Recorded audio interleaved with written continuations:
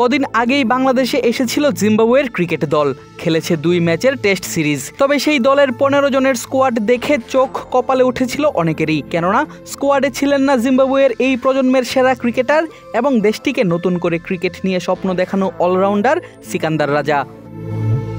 যদিও রাজাকে ছাড়াই জিম্বাবুয়ে সেই 2 ম্যাচের টেস্ট সিরিজ ড্র করেছে বাংলাদেশের বিপক্ষে বাংলাদেশেরই ঘরের মাটিতে। প্রথম টেস্টে সিলেটে 3 উইকেটের জয় পায় ক্রেগ এরভিনের দল।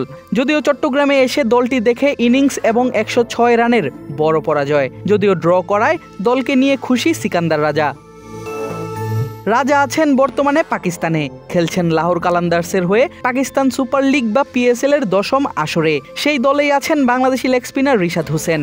রাজা জানালেন, সিরিজ ড্র করায় দলকে অভিনন্দন জানিয়েছেন তিনি। আমি জিম্বাবুয়েকে অভিনন্দন জানিয়েছি, ক্রেগ এরভিনকে মেসেজ দিয়েছি, সবার সঙ্গেই কথা হয়েছে, সোশ্যাল মিডিয়াতেও কমেন্ট করেছি।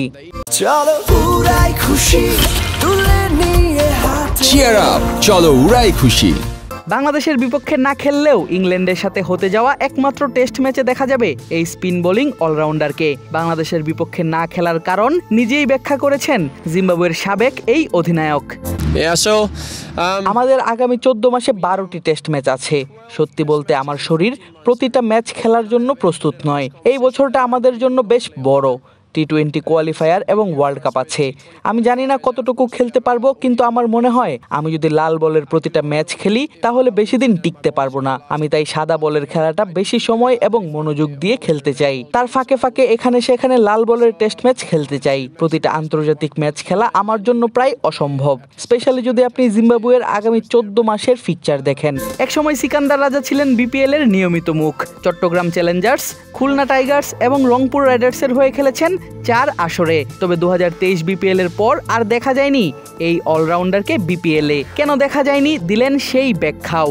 BPL না খেলার পেছনে সবথেকে বড় কারণ হচ্ছে আমার 3 বছরের একটি চুক্তি আছে IL T20-র সঙ্গে। BPL এবং IL একই সময়ে মাঠে গড়ায়।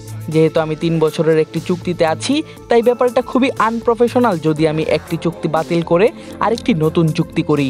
এটি আমি করতে চাই না। BPL নিয়ে আমার কোনো সমস্যা নেই, আমি আরেকটি ফ্র্যাঞ্চাইজিতে চুক্তিবদ্ধ বলেই BPL খেলতে পারছি না।